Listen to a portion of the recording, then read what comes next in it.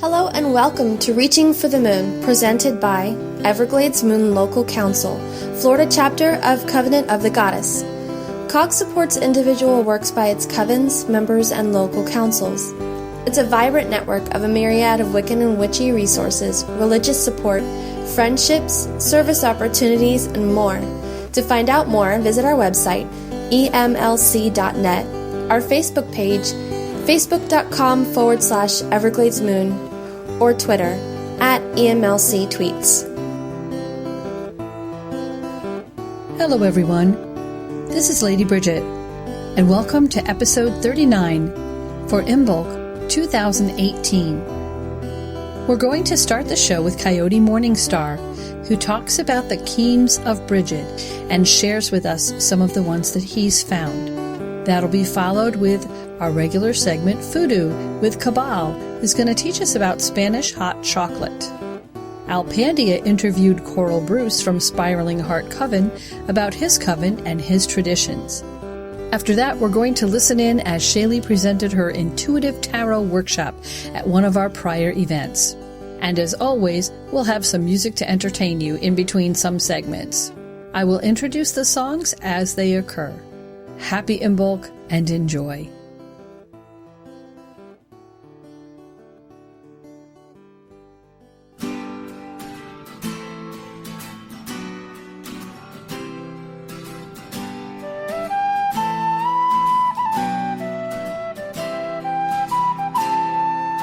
Come by the hills to the land where fancy is free, and stand where the peaks meet the sky and the rocks reach the sea, where the rivers run clear, the bracken lies gold in the sun,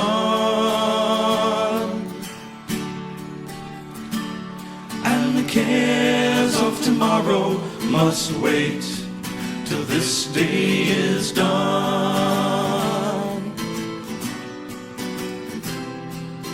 Come by the hills to the land where life is a song,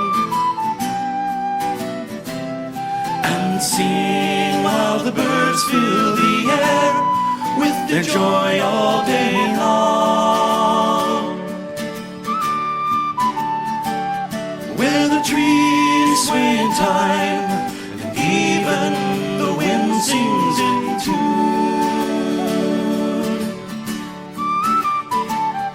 and the cares of tomorrow must wait till this day is done. Come by the hills to the land where legend remains,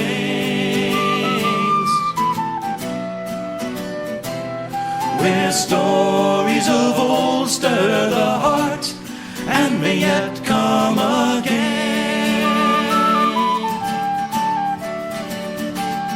where the past has been lost, the future is still to be won,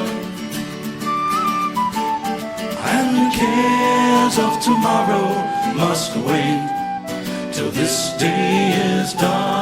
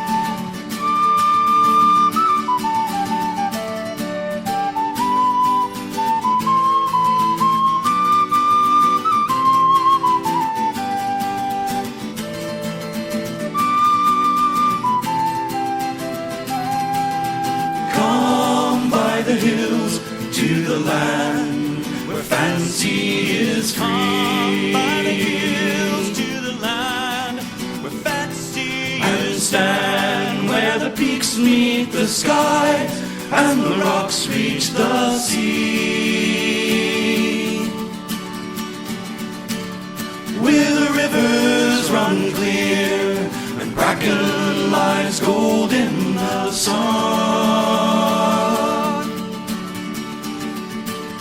and the cares of tomorrow must wait till this day is done. And the cares of tomorrow must wait till this day is done.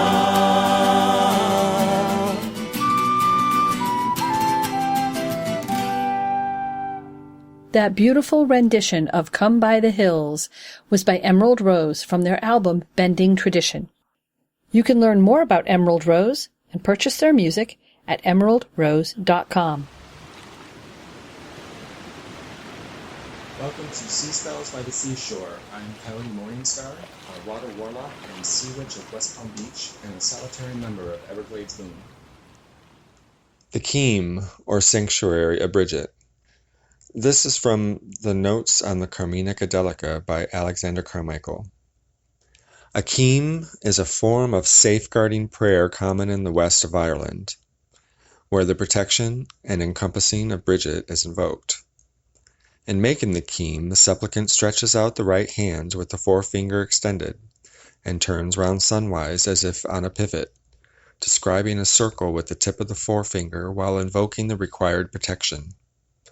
The circle encloses the supplicant and accompanies them as they walk onward, safeguarded from all evil within and without. I'd like to share a couple of Caims or prayers of Brighid that I found in my search. This is adapted from the Carmina Gadelica and the Irish Saint Broken's hymn. Be the cross of Brighid between me and all bad spirits that move invisible. Be the cross of Brighid between me and all ill will and ill mishap. Be the compassing of Brighid around me from every spectre, every evil, from every shame that harmful moves in darkness and power to hurt. Be the compassing of holy Brighid, shielding me from every harm, keeping me from every doom, coming towards me this day, coming towards me this night. Be the fiery sword of Brighid, defending me from all black swarms. Be the shield of blessed Brighid, protecting me from all sharp edges. Be the mantle of gentle Brighid, encircling me. Be the compassing of Brighid about me, this day and every day, this night and every night. Here is a second one from the Carmina Gadelica. Be the compassing of Brighid around me, keeping me from ill and evil, keeping me from death and doom, from malice and misfortune. Be the fiery sword of Brighid, defending me from all black swarms. Be the shield of blessed Brighid, protecting me from all sharp edges. Be the cloak of gentle Brighid, encircling me. Be the compassing of Brighid around me, keeping me from hurt and harm, keeping me from wound and woe, from darkness and despair. Be the compassing of Brighid around me, this day and every day, this night and every night. And this last Caims that I'm sharing with you, I wrote myself back in September of 2005. The Caims na Brighid. Be the Caims na Brighid about me. Be the mantle of gentle Brighid about me. Be the shield of mighty Brighid about me. Be the fiery sword of Brighid about me. Let no fire burn, by sun, by moon, by flame. Let no water drown, by wave, by river, by lake. Let no air choke, by smoke, by gas, by smog. Let no earth crush, by sand, by iron, by rock. Let no sword cut, no arrow pierce, no lance wound. Let no spirit curse, no envy harm, no malice doom. Let no tooth render, no claw tear, no tongue lash.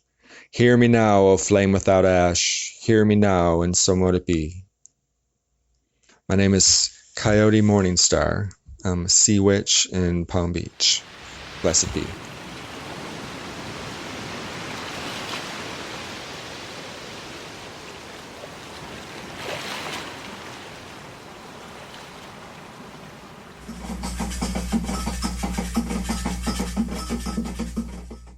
Hello, welcome to Foodoo and happy Imbolc. This is Qabal. So Imbolc is one of my favorite holidays because you get to light a fire at a time of the year when you actually want one here in Florida, rather than building one when it's hot and all that you get is flames on the side of my face, heaving breaths. So that makes it awesome all by itself, but then there's also the spirituality of Imbolc in terms of the growing light and initiations and rededications, and it's also the feast day of Orisha Oya. So very busy and all good. Chocolate is also her ritual food related to Imbolc in terms of Oya, and it's favored by her, and we're taught that her ashe is heavily present in chocolate. Those of us who work with her are encouraged to eat chocolate, and especially on her feast day. So for me, Imbolc not only means chocolate, it especially means hot chocolate. Now, I like Spanish hot chocolate, which is the recipe I'm going to share with you, and it's a little different than other hot chocolates. It's somewhat thicker, and it also feels more decadent. It has that thing called mouthfeel. And you get to dip things in it, and the hot chocolate sticks to it. And actually, that reminds me of a really funny story when I was in Spain many years ago.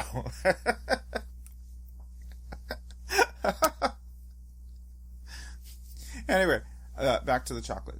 So, chocolate is super easy and super decadent, or this version of chocolate is super easy and super decadent, and here's how to make it. To start, you need about 12 ounces of grated chocolate, and I recommend bittersweet here, and suggest that milk chocolate be avoided, but it's really all up to you. I highly recommend that you try to locate Mexican chocolate, and what makes that chocolate different is not only it has a distinctive flavor and aroma because of added spices like cinnamon, nutmeg, and vanilla, but also it's the stuff that's made for drinking. And the origins of chocolate, Mesoamerican, and they had it as a drink, and so we inherit that tradition. So this one I think works best. Now, Mexican chocolate comes in cakes and rings, though I've seen it powdered for convenience. If you buy the cakes or rings, you'll need to grate it first. You don't have to, but it speeds up in the melting. Also, for those of us in Florida, Mexican chocolate is actually fairly easy to get. All you have to do is find it at the grocery store that uses giant green letters. So to start, we need about 2 cups of milk, and for this you can use nut or soy milk. But I also use 1 3/4 cups of milk and 1/4 cup of heavy cream. Do not judge me which is. I know most of you and what you do. So, you also need about 1 teaspoonish of cornstarch and about half a teaspoonish of espresso powder. This ish is a very precise amount, somewhere between does it need more and that's too much. You'll figure it out. Anyway, warm the milk and with the chocolate and the coffee. When everything is dissolved, take a little out and add it to the cornstarch to make a slurry, then add the slurry back to the chocolate and whisk it all together. Raise the temperature to almost boiling so that the cornstarch thickens the chocolate. And finally, as the cornstarch is cooling, you can continue to whisk it to make it a little frothy. For a bonus experience, you can find a Mexican wooden stirrer. Actually, they sell them at the place that sold you that Mexican chocolate. And this Mexican stirrer is called a molinillo. And what you do is you hold it in your hands and kind of spin it back and forth, and it makes a great froth. They're excellent for the task, and if you're a hot chocolate lover, I highly recommend getting one. They're not expensive at all. It also helps to cool the chocolate as well, so it's not chocolava as you put it in your mouth. Anyway, that's it. All that's next is to sweeten the chocolate to taste, but if you use the Mexican chocolate, it's probably close to perfect just like that. So pour and serve with your favorite cookie or biscuit if anyone is listening from a place that uses that for the word cookie. So I hope you enjoy it, and happy Imbolc.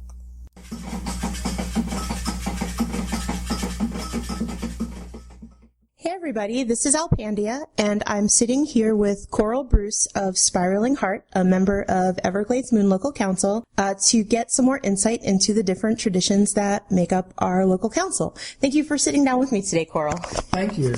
Good to be here. Yay! So the first question I have is, what tradition do you practice? Spiraling Heart Coven practices an eclectic form of Wicca that's based in feminism. We don't claim any lineage in any particular established tradition. although we were influenced by reclaiming and feminist Dianic practices. And we've had members over the years who were Georgian, Gardnerian, Alexandrian, but we don't claim any of those lineages. Okay, so how long has Spiraling Heart been around? We were founded at summer solstice in 1991, so that makes us 26 years old now. Wow! Yeah. I didn't realize Spiraling Heart had been around that long. That's amazing. Yep. You guys are like through college and through your PhD program. Or we could be. Or you could be. And how long have you been practicing? I've been practicing as a pagan probably for 35 years now, and I was a founding member of Spiraling Heart Coven. Okay. And how did you get involved with your tradition with Spiraling Heart?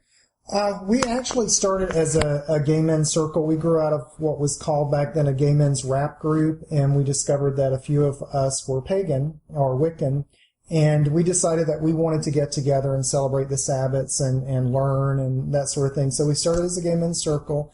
It didn't last long as a gay men's circle. We very quickly had other people joining, and particularly from a feminist Dianic background. And about how long did that take? Like, how long were you kind of the gay men exclusive group? And then probably less than a year. Less than a year, yeah. Those women always get away in. Those wonderful. Those wonderful women. So what is something about your tradition or about Spiraling Heart that people would be surprised to hear? Well, I think because we have a Wiccan framework, I think people would be surprised to hear some of the variances that we have with traditional Wicca, in that being feminist-based, we're not a polarity-based coven, which is pretty key to most Wiccan traditions. I also think that people would probably be surprised that we actually are not a completely closed coven at this point. Mean? Well, I think a lot of people think that we don't, that our membership is our membership and we're not open to other members, because we kind of, that was the case for a long time, but that's not the case anymore. Oh, that's good. So you're actively taking students? We would, yes, if somebody approached us and everything worked out. So if somebody was interested in joining your tradition, how would they go about approaching you, and kind of what's that process for new members? They would simply just express an interest in our coven, and then we would invite them. If it depends on how well we know them. If we know them from the community, they would probably be invited to a open ritual, one of our open rituals, and most of our Sabbats are open. Mm-hmm. If we didn't know them, we'd probably meet them at a neutral place like a cafe and have a couple of conversations with them. We'd be very, very specific in that we are a feminist coven, and that political activism and social justice are part of our practices, and they're integral to the work that we do magically. That's great. So in your coven, do you have degrees? Yes, we do. We have a 3-degree system in our coven. Okay, and you have there's a set structure to how people progress through those degrees? Yes, there are particular paths related to the degrees, so the degrees are seen as sort of mileposts or levels of achievement. So you start with a dedicant path, then your first degree path is the path of inner working. Is the path of elemental study and understanding. Then the second degree is an inner path, and then the third degree is an outer path, a path of service. That is an amazing structure. I didn't know that about your coven. Yeah. We're actually reviewing it right now. Don't want to get into too much details about that, but we're always trying to refine our practices and find out what works and what doesn't. So for people who might be interested in Spiraling Heart, are there any restrictions as to people who may not be eligible to join your coven, or? I think the first thing would be that they would have to be comfortable with being in a politically active feminist coven, which kind of it limits the number of people who might be interested at all. But and then the other thing was we're a very intimate group, and we do a lot of deep personal work, and so there's a very deep level of trust in our coven, and so somebody would have to be compatible with us, personality. So that would be the other requirement. It's really taken on a case-by-case basis. Oh, yeah. I would expect that too. Yeah, and we've had people who came to us with a lot of experience in paganism, and others who are brand spanking new. Oh, that's good. Yeah. So you said that you have, you often have a lot of open rituals. Do you celebrate the traditional Wiccan 8 Sabbats, or do you... Yes, we celebrate the traditional 8 Sabbats. Mm-hmm. So is there a specific pantheon that you work with? Being eclectic, we might work with various pantheons, but our patroness is Brighid. Is Brighid. Mm-hmm. In your tradition, do you believe that the goddesses and God are separate entities? Are they archetypes, or are they like emanations from one entity? Yeah, I would say that probably in our coven there are different views, and we found that it actually is okay to have different views about the nature of deity. Personally, I'm pretty hardcore polytheist, and see each of the gods and goddesses as individual beings, but I can't say that that's everybody's position in the coven. And how is there a way that your group views the universe? Well, I mentioned polarity a bit. We don't really see polarity as it's one aspect or one way of viewing the universe and approaching the universe, but we much more see a dance, and so rather than a polarity and a sort of complicated set of relationships, if that makes any sense. Oh yeah. Yeah. So you said that during your working with the people in your coven that you'll do inner working and outer working. So does your tradition do magic in like the traditional sense of like spell work and stuff? Yes, we definitely do. And do you teach that to your students, or is it something that is kind of more organic? Or we would teach magic to our students. And do you have any ethical considerations that you put on the magic that you show them, or do you let individuals kind of decide for themselves what the magic is and what the intent is and what ramifications they might be okay with?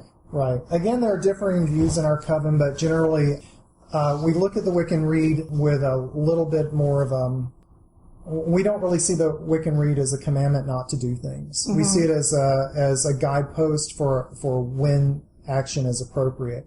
We are generally most of us are of the idea that you've heard from other traditions of if you can't hex, you can't heal. Right. So we think that it's impossible to live life without harm, without harming another or other living things. So we seek to minimize our harm and to do things in a way that is the least harmful and most appropriate for the greater good. Okay. But I would say one of the things that we teach is that if you're not willing to do it in the mundane world, you shouldn't do it magically. You shouldn't hide behind magic. So, for example, you're not going to go out and murder anybody, right? Theoretically, I would hope so. And you shouldn't use magic in that way either, just because you might get away with it.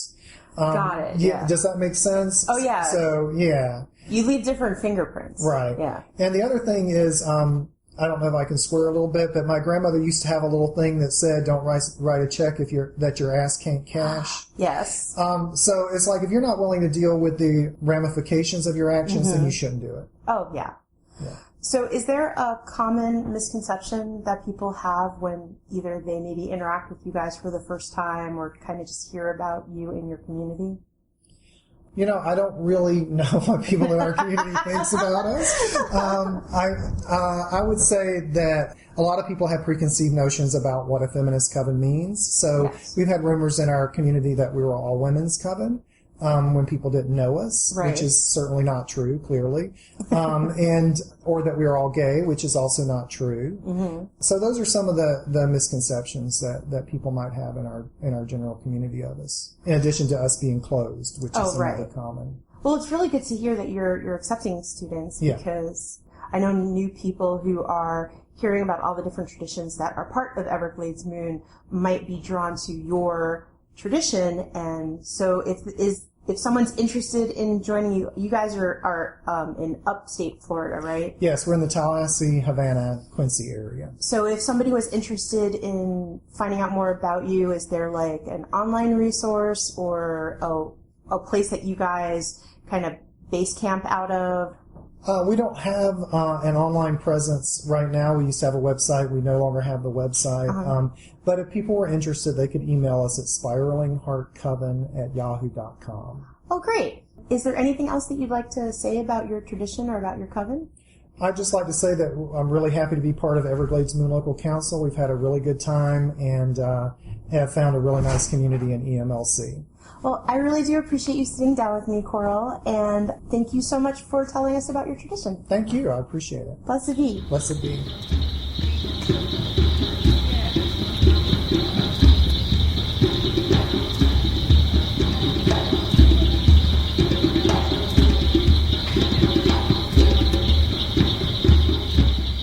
Hello everyone, this is Lady Bridget. And yes, it's time for another shameless plug. No, seriously. Equinox in the Oaks is coming up. Many of our members are on the staff of that amazing festival. And Equinox in the Oaks for 2018 is going to be held April 5th through the 8th. And the theme this year is The Trees and Beyond.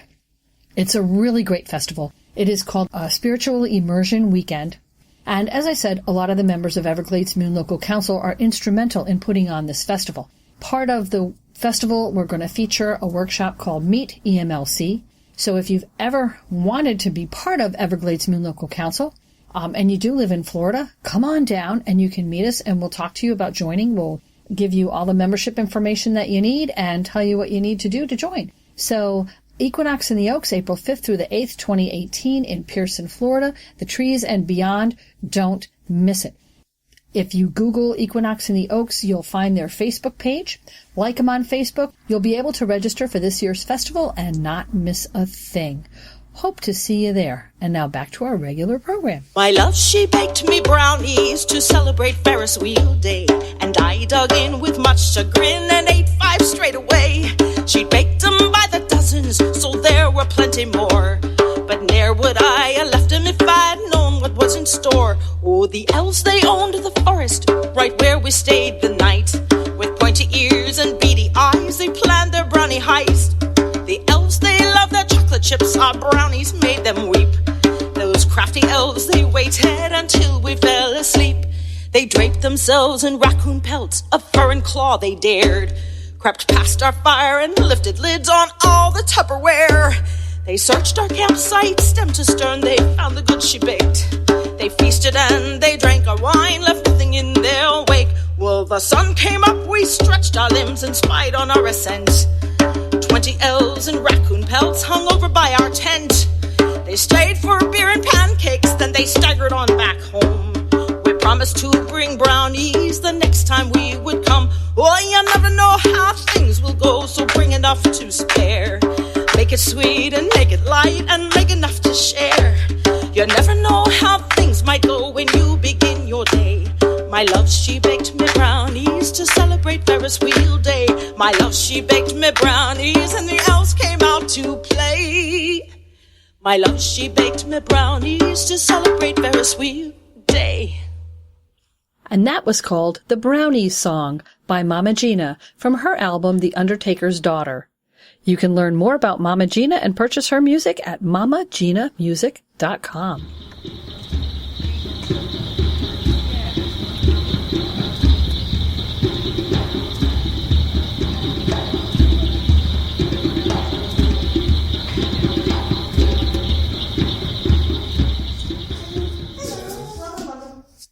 For those who don't know, I'm Shaylee. Hello.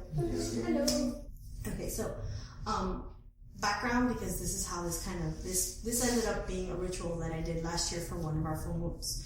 Every year, my Coven beach fire, we rededicate at Imbolc, and at the rededication, we typically draw a card that's going to be our card for the year. It's what we're going to work with. The last couple of years, it's been an animal totem deck that we picked up, and last year's card was the shark. I know, right? The shark's message was, trust your instincts to discern the truth of the situation. It was an intense card. It was a very intense year. Not all of it was bad. We had lots of family cleansings, and we had lots of issue cleansings, and we had like 4 promotions and new jobs within the Coven. It was just like all the way around an intense year. As a matter of fact, we very, very kindly asked for a much softer card this year. We ended up with the kiwi. I'm not sure that's that much softer, because it's also more instinctual, but, hey, whatever. At least it wasn't the shark.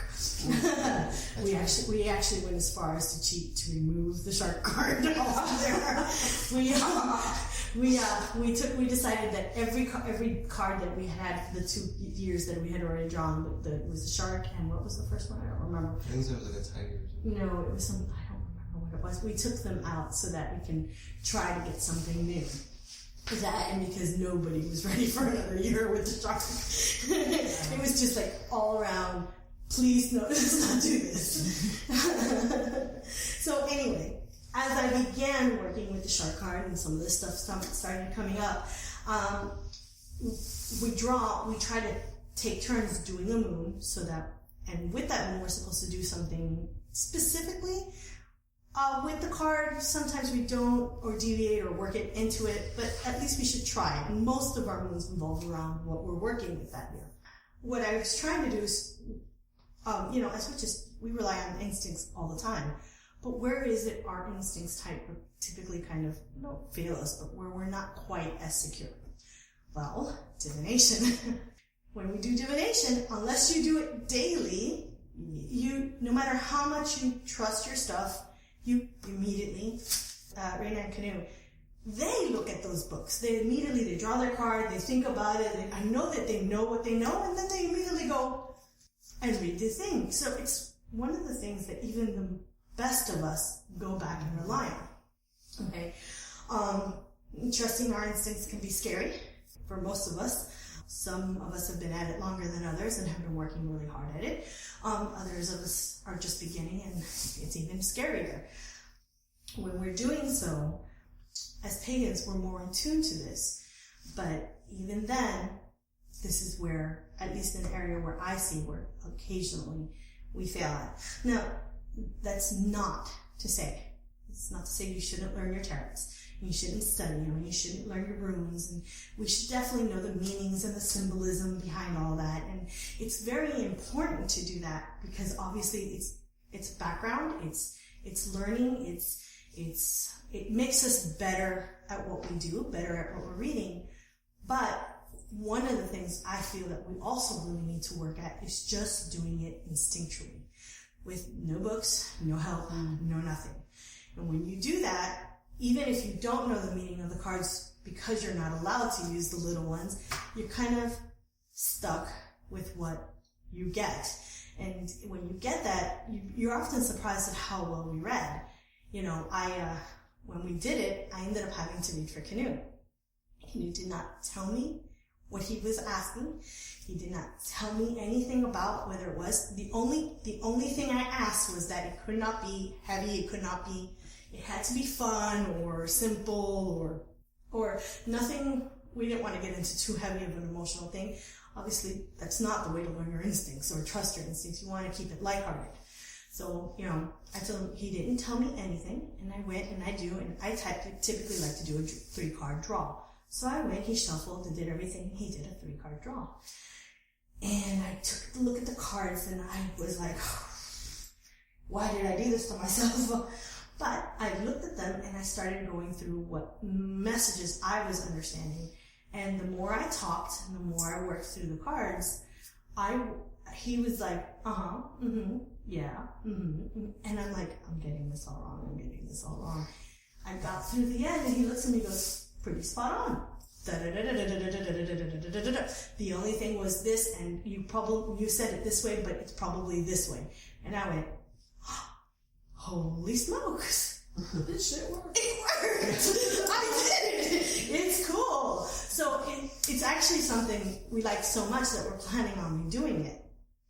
But I also thought it was a good workshop to do. It's not very long and lengthy in presentation because obviously there's not a whole lot to talk about in it. But once you do this and you do it often, it's a practice that you should constantly do so that you learn your instincts.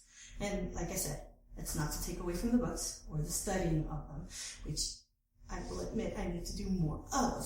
Yes, so do I, but I like this instinctual because sometimes I feel like I don't want to take it out because I don't want to make work out of it. And so, so what I'm going to ask each of you to do as part of the workshop is we're going to, since we're such a small group, we're going to read for each other. You can read for one of them, you can read for one of them, or myself, and we'll each go through and we'll try to read. Again, keep it fun, lighthearted, nothing serious. Keep it simple. Don't overexert, and then we'll read and we'll see how well we do. And don't tell anybody what your questions are. You're welcome to use one of my runes, oracle cards, or tarot decks, or use one of, if you're willing to share, use your own. I brought these along so that they can be seen, because this is how I used to read. Decoders. I know, right? Well, you know, it tells you all sorts of different symbolisms. So this is it's a decoder. So you dial the card, and then it gives you.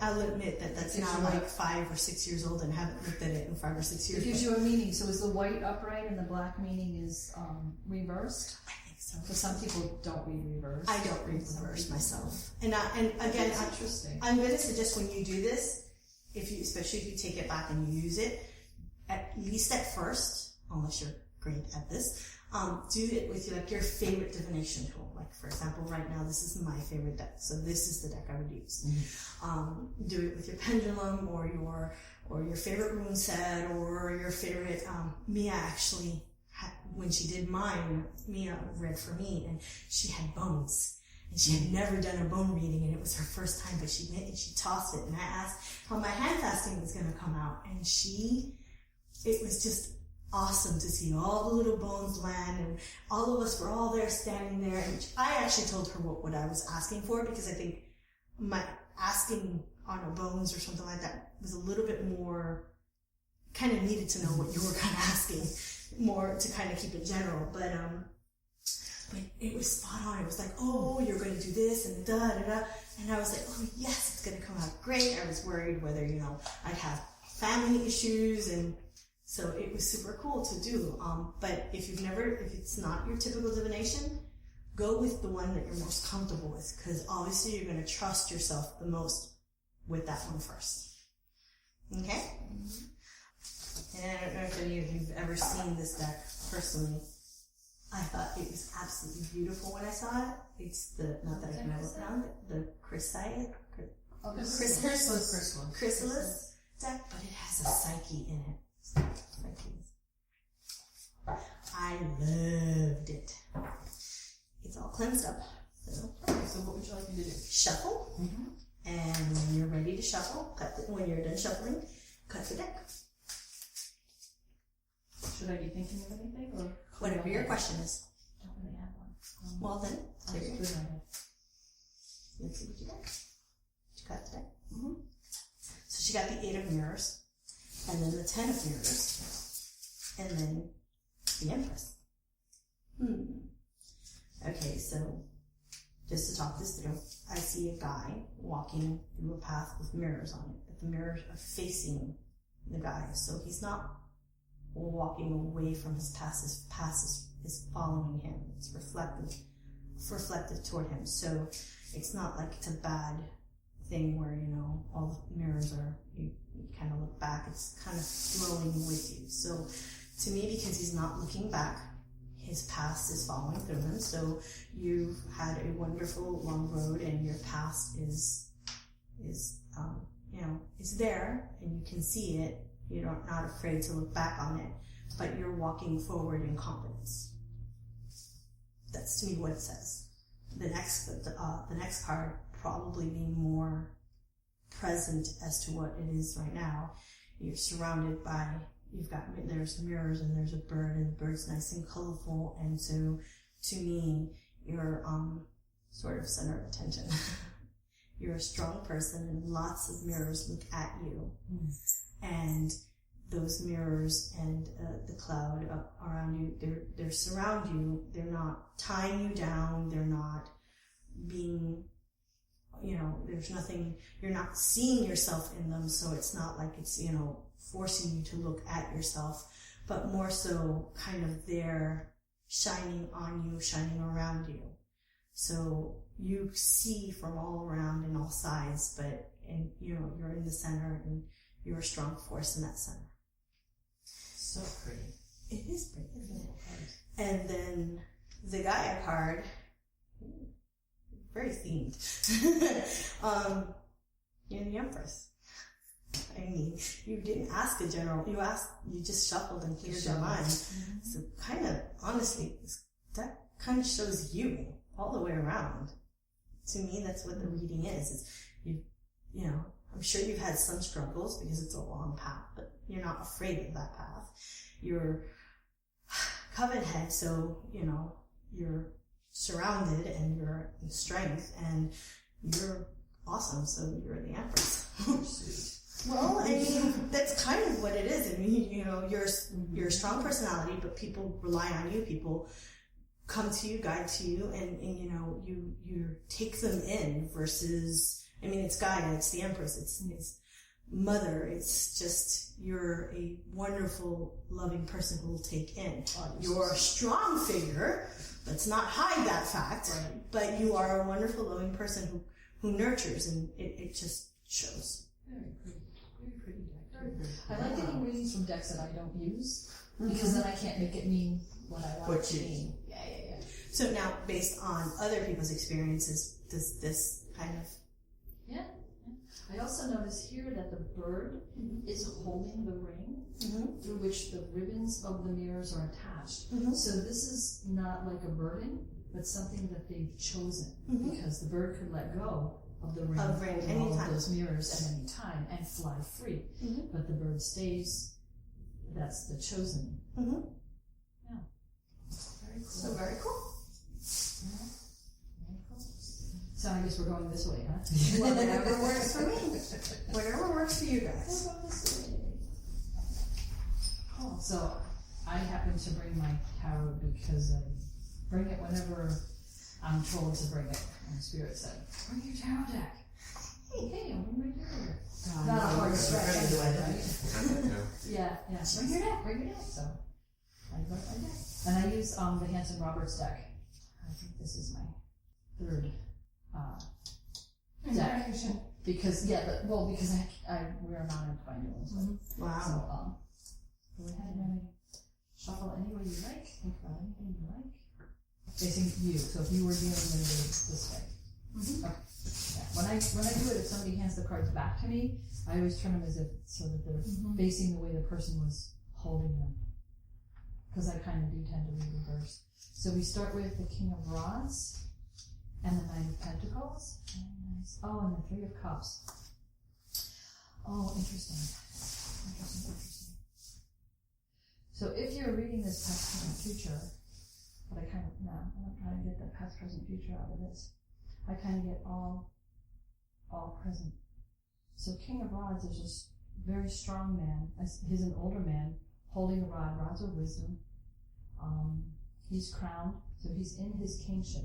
So he could be older, or he could be just somebody that owns himself, who is self-secure, who is beholden to no one, who is on his path. He's walked his path, but he's also, when they look left, to me, that means they're looking like to the past. And when people look to the right, they're looking to the future. And he's had some hardships, but he's not bitten or, what's the word I'm looking for, too damaged by them. So he's owning himself. There's a lion here, so he could be a Leo or one of the other fire signs as well. And is very strong. He upholds you. So he's part of your support system. I don't know if that makes sense, if that's somebody you know. And then I kind of see this as you, the Nine of Pentacles, coming into your power. Pentacles are money in some respects, but I also see them as power, because in our society, money is equated with power. And you're wearing fine furs, and there's a beautiful garden around you, and you're holding some kind of bird. I never could figure out what that animal is, but it's obviously tame, and it could even in some contexts be a familiar. And there's the castle in the background, and so to me, this is a person who has found themselves, come into their power, and because it's a 9, it's not really a completion card, it is an achievement. So you've achieved, and you know you have more to go, but this is not a struggle at this point. This is more of a pleasure. This is more of a, here I come, I am woman, see me war kind of thing, which is really always nice to see, because sometimes you don't get those good cards. And then the Three of Cups, I always think of as a party, because it's kind of the sister card, it's the sibling card, it's the I have friends and I have in reverse, it's one of those cards to me that only means it's not as huge, it's more subdued, but or in this case, it's not outward, it's more internal. Mm-hmm. So there's internal love and friendship and things that you've accepted, into your life. You didn't used to accept into your life, and now you definitely do. But of course, we learned that in the last workshop too. Mm-hmm. So, yeah. So you're not telling me anything I didn't know. Kind of bad there, Waking up, but there they are. It's very forward and front. Sometimes I find the cards don't tell us what we've asked. Sometimes the cards tell us what they want us. Mm-hmm. Yeah, so if this is my question, or if you really choose to ask me something different, then you can ask me, or if you want me to have something different, you can ask me something different. Mm-hmm. Yeah, but one of the things about this kind of reading is that usually you end up with stuff you already know, because that's exactly it. They want you, especially if that's what you're doing. That's what you're focusing on, being able to read something so lighthearted, easy. Something you already know always makes it easier, because then you're really trusting your instincts that way. Yeah, I've always viewed tarot as it gives you a bird's eye view perspective of what's going on in your situation right now. Yeah. Very, very cool. Mm-hmm. This is a different deck. It's not a tarot deck, it's an oracle deck, and it's independent. It does not come with the book, so it's entirely intuitive. Oh, goodness. Oh, well, interesting. Yeah, that's how I picked it out. So she's going to shuffle. Mm-hmm. Thank you. All done? So we're about 15 minutes earlier than they wanted us to, but smaller group, and I wanted to give everybody enough time to kind of do readings and stuff. So just kind of a recap, and again, one of the reasons I did this is because beyond my own personal goal of working on being more intuitional, I actually think it's a really important goal for us to do, and one that maybe we kind of forget because we are so instinctual as witches, and we do things in tune with nature and everything. When we're not doing something instinctually, it kind of passes us by, and we're not maybe as focused on it. And so when we start relying too much on guides and we don't hear our own voices. And so even though, like I said, definitely study it, definitely know it. It's it's on my hopefully to-do list soon. Not this year's goal, but this year's letting it go, so no more adding. No more adding, but definitely, it's definitely one of those things that study, do, but also don't forget to do this. And I find that at least doing this with friends, small groups or family members, it gives us the opportunity to rely comfortably on that we're going to be able to read them correctly. You start doing it on important situations or on this or on that, and you overthink yourself, and you get really antsy, like, well, did I read it right? Did I read it right? And that's where you have to go back and play with your books. But if we do this enough, by the time we get to that situation, hopefully, you don't have to. And at least for me, I like working with this, but I want to expand. Once I feel comfortable doing it here, I want to expand into doing it with some rooms and with different tarot cards to kind of make sure and definitely feel what I feel, where I don't feel comfortable, learn to feel comfortable with them. But so I'm hoping you learned something, or at the very least, you enjoy. Take my cards out more often.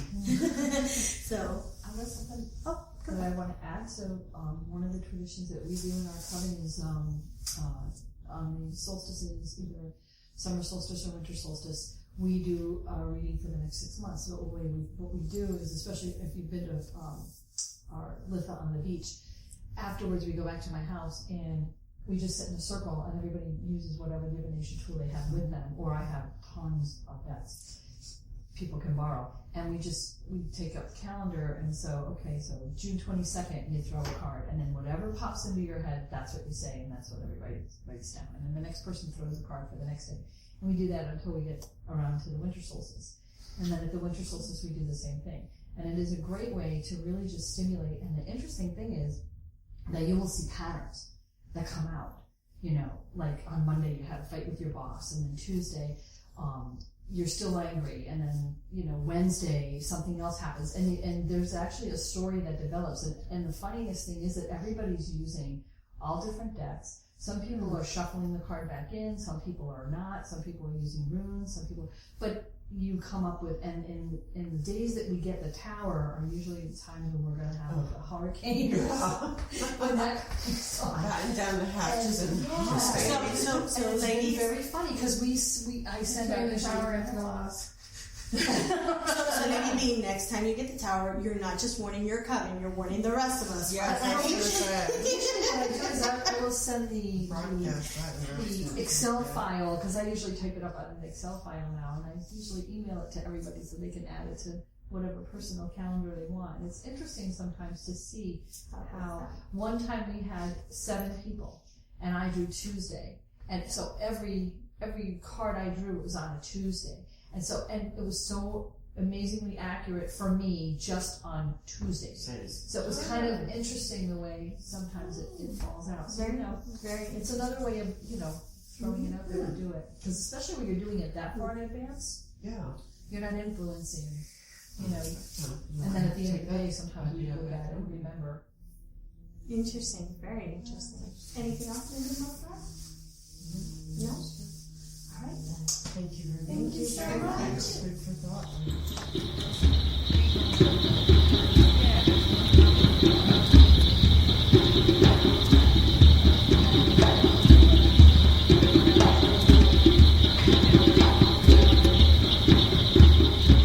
Hi everyone. Before we begin our last segment of this episode, we'd like to thank you for listening. Putting a podcast together is a time-consuming labor of love. But knowing that someone is listening to our hard work and hopefully gaining something from it makes it worthwhile. Would you let us know you like the podcast by going to our website at emlc.net, click on the podcast tab, and write a comment. Tell us what you like and what you'd like to hear more of on our podcast. And even better, why not leave us a rating on iTunes? Ratings help us become more visible to more people. It's not about ego, it's all about service. Thank you, and blessed be. And our last song of this episode is by Ginger Doss. It's called Ma Belle, and it's from her album From Love to Love. If you like Ginger Doss, and we do, you can purchase her music at gingerdoss.com.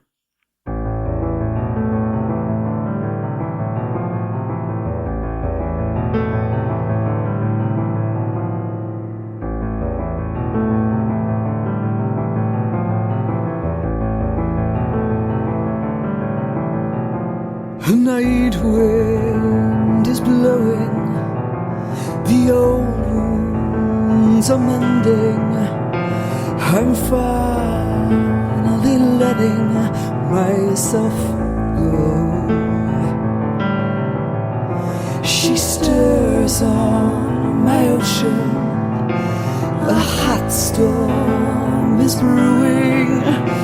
My passion, the kraken, releasing, consuming the gray of the skies. The night will hide, and those starless skies cannot guide. I wait for low tide, footprints appear by my side. My Belle, I'll find you, I know that I will. Where it will be, I cannot tell. My Belle, my Belle, my Belle. And it goes on like this: a kiss, a swing and a miss. So soft, soft to resist. Oh, the way your fingers twist when I'm binding your wrist. My Belle, I'll find you, I know that I will. Where it will be, I cannot tell. My Belle, my Belle, my Belle.